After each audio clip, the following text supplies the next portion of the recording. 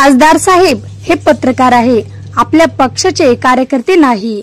केवळ भोजनासाठी अद्यापही काही पत्रकारांना खासदारांची प्रतीक्षा। जालना लोकसभेचे नवनिर्वाचित खासदार डॉक्टर कल्याण काळे यांनी शहरातील पत्रकारांना गेट टुगेदर साठी शहरातील एका हॉटेलमध्ये निमंत्रण दिले होते। मात्र दिलेल्या वेळेनंतर सुद्धा सुमारे तासभरपेक्षा अधिक वेळ पत्रकारांना ताटकळत ठेवले। परिणामी press council of Maharashtra Jalna जिल्हा अध्यक्ष दीपक शेळके यांनी खासदार काळे यांच्या वागण्याचा निषेध व्यक्त केला। आम्ही पत्रकार आहोत, आपल्या पक्षाचे कार्यकर्ते नाही, पत्रकारांना गृहीत धरू नका। यापूर्वी देखील जाहिरात देताना दुजाभाव करण्यात आलेला होता।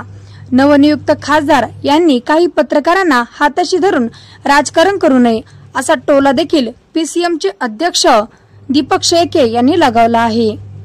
यावेळी अभय कुमार यादव, विकास कुमार बागडी, शेख मुसा, सुयोग खर्डेकर, आमिर खान, लियाकत अली खान, साहिल पाटील, शेख सलीम, किशोर आगळे, शिवाजी बावणे, शेख शकील, श्रीपत अण्णा यांच्यासह अनेक पत्रकारांनी निषेध व्यक्त करत हॉटेल सोडले। लोकसभा मतदारसंघाचे खासदार आता नव्याने निवडून आलेले डॉक्टर कल्याण काळे यांनी जालन्यातील पत्रकारांना स्नेहभोजनासाठी आज आमंत्रित केलं होतं हॉटेल सेफ्रॉन येथे। मात्र त्यांनी दिलेल्या वेळेनंतर सुद्धा अर्ध्या पाऊण तासानंतर सुद्धा खासदार कल्याण काळे किंवा त्यांचे कोणतेही प्रतिनिधी इथं हॉटेलमध्ये सध्या उपस्थित नव्हते। त्याच्यामुळे सर्वांनी सर्वानुमते निर्णय घेतला की इथून निघणं योग्य राहील। त्याच्यामुळे सगळ्यांनी वॉकआउट केलं आणि सगळ्यांनी या गोष्टीचा निषेध केला, खासदार कल्याण काळे यांचा निषेध केला।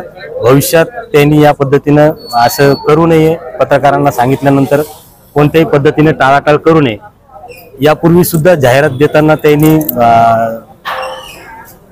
देताना त्यांनी काही लोकांना टाळलं होतं। त्यावेळेस देखील आम्ही खासदार साहेबांशी बोललो, पण त्यांनी त्यावेळेस सुद्धा त्या विषयाकडे गांभीर्याने पाहिलं नाही।